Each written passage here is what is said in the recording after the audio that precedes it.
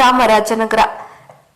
ಚಾಮರಾಜನಗರದ 15ನೇ ವಾರ್ಡ್ನ 3 ಮತ್ತು 6ನೇ ಅಡ್ಡ ರಸ್ತೆಯಲ್ಲಿ ಒತ್ತುವರಿಯಾಗಿರುವ ಜಾಗವನ್ನು ತೆರವುಗೊಳಿಸಿ ವಾರ್ಡ್ನ ನಿವಾಸಿಗಳಿಗೆ ರಸ್ತೆ ಮತ್ತು ಮೂಲಭೂತ ಸೌಕರ್ಯಗಳನ್ನು ಕಲ್ಪಿಸಿಕೊಡುವುದರ ಜೊತೆಗೆ ನಮ್ಮ ವಾರ್ಡ್ನಲ್ಲಿ ಹಾದು ಹೋಗಿರುವ ರಾಜ್ಯ ಕಾಲುವೆಯ ನೀರು ಸರಿಯಾಗಿ ಹರಿಯದೆ ನಿಂತು ರೋಗ ರುಜಿನಗಳು ಸಂಭವಿಸುತ್ತಿದೆ.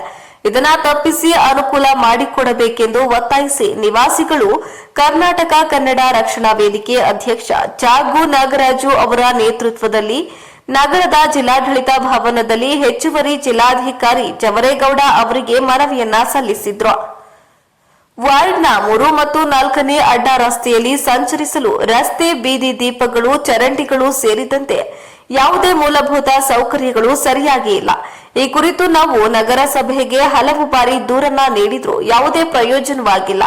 ಹಲವು ವರ್ಷಗಳಿಂದ ಇಲ್ಲಿರುವ ನಿವಾಸಿಗಳು ಈ ಮೂಲಭೂತ ಸೌಕರ್ಯಗಳ ಕೊರತೆಯಿಂದ ಸಾಕಷ್ಟು ತೊಂದರೆಯನ್ನ ಅನುಭವಿಸುತ್ತಿದ್ದಾರೆ. ಆದರೂ ಅಧಿಕಾರಿಗಳು ಮತ್ತು ಜನಪ್ರತಿನಿಧಿಗಳು ತಮ್ಮನ್ನ ಸಂಪೂರ್ಣವಾಗಿ ಕಡೆಗಣಿಸಿರುವುದು ನಮಗೆ ಬಹಳ ನೋವು ತಂದಿದೆ ಮತ್ತು ನಮಗೆ ಮುಂದಿನ ದಾರಿಯೇ ದೋಚಿದಂತಾಗಿದೆ.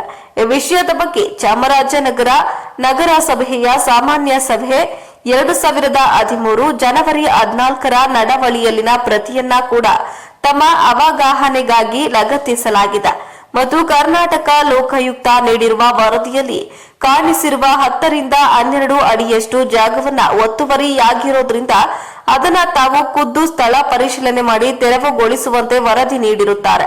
ಆ ವರದಿಯ ಕಾಪಿಯನ್ನ ತಮ್ಮ ಅವಗಾಹನೆಗಾಗಿ ತಮಗೆ ಲಗತ್ತಿಸಿರುತ್ತದೆ.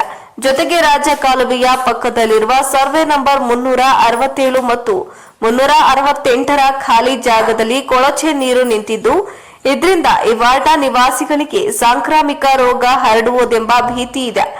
ಆದ್ದರಿಂದ ಕಾವಂದರಾದ ತಾವು ಕೂಡಲೇ ಸ್ಥಳಕ್ಕೆ ಭೇಟಿ ನೀಡಿ ಸ್ಥಳ ಪರಿಶೀಲನೆ ಮಾಡಿ ಒತ್ತುವರಿ ಮಾಡಿಕೊಂಡಿರುವ ಜಾಗವನ್ನು ತೆರವುಗೊಳಿಸಿ ರಸ್ತೆ ಕಲ್ಪಿಸಿಕೊಟ್ಟು ವಾರ್ಡ್ನ ನಿವಾಸಿಗಳಿಗೆ ಅನುಕೂಲ ಮಾಡಿಕೊಡಬೇಕು.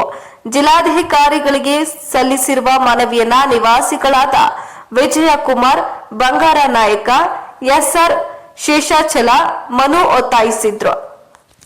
ವರದಿ ಹೋಮ ನಂಜುಂಡ ನಾಯ್ಕ, ಪ್ರಜಾಪವರ್ ಟಿವಿ, ಚಾಮರಾಜನಗರ.